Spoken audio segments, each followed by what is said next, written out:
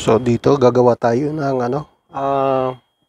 temporary na auxiliary contact para ma-monitor po natin yung isang equipment na naka-on or naka-off. So dito natin malalaman naka-off or naka-on dahil dito po sa gagawin nating auxiliary contact. So meron tayong transformer. So ang supply po nito ay ito pala ay 220, no? Ito yung primary, ito yung secondary. So ang output nito ay 24 volts. Okay? So mamarkingan lang natin 24 volts. So wala po kasing nakalagay, kung mapapansin nyo, no? Wala nakalagay kung 220 or 24 volts. So dahil alam na natin, so minarkingan na natin ang 220. Siya nga pala, ang pagtetest lang po ng primary at saka secondary, iset lang natin sa times 10 yung tester. Okay. So dapat hindi siya shorted. Okay. So may resistance. Ayan. Okay.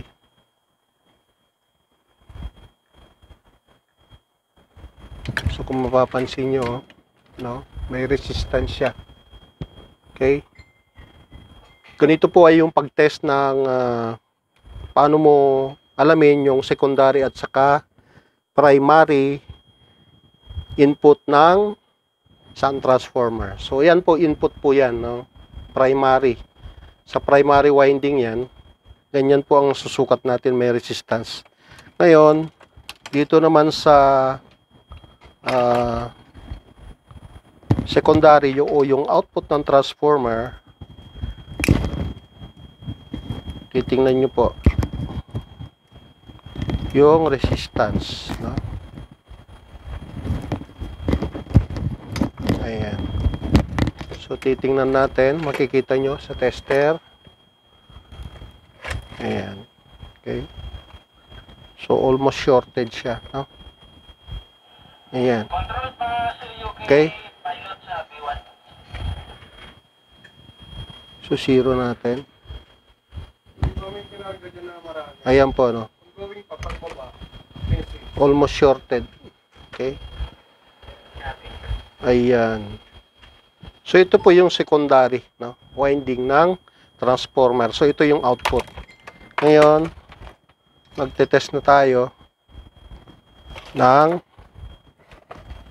transformer. Kung tama ba yung output na 24 volts. So ngayon po, no, meron tayong temporary, no? Disclaimer lang po dito, no, sa mga baguhan, mag-ingat po kayo lalo sa probinsya kasi ang linya po sa probinsya ay 220.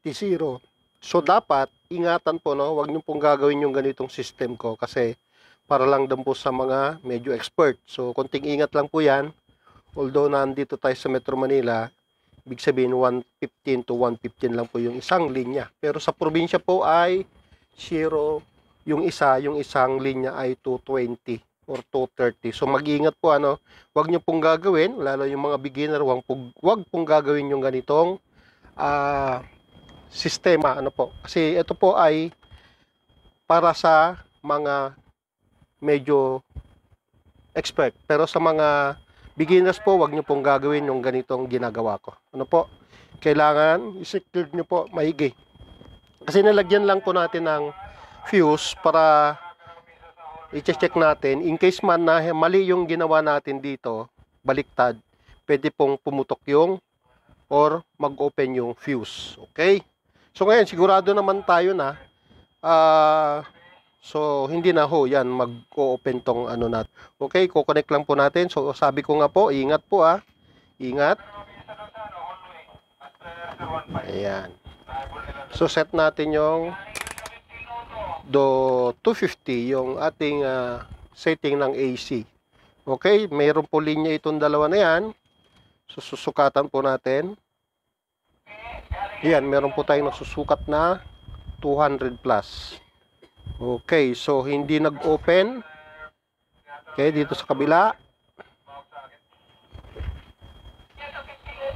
So yun, meron po tayong almost 230.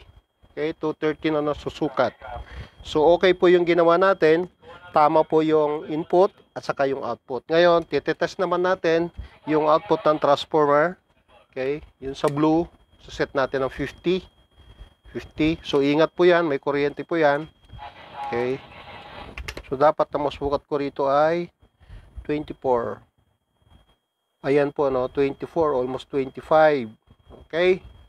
So, na-test na po natin, eksakto po yung ginawa natin. Kasi kung mapapansin nyo, mas malaki yung wire ng output or ng secondary kaysa doon sa input ng transformer. So, okay. At tatanggalin na lang muna natin para sa ating safety. Okay.